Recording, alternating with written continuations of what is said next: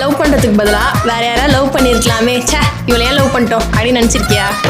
இல்ல அது எப்படி நினைப்பேன்? Best one.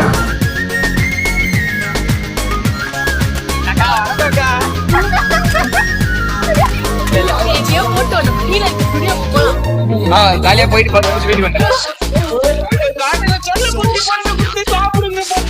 நீயும் நானும் ஒன்றாய் போகும் போது நீளும் பாதை இன்னும் வேண்டும் என்று நெஞ்சம் ஏங்குதடி.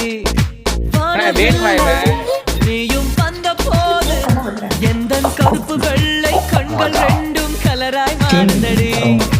என் வீட்டு பூவெல்லாம் உன் வீட்டு திசை பார்க்கும் என் வாசம் எங்கன்னு கேக்குதடி.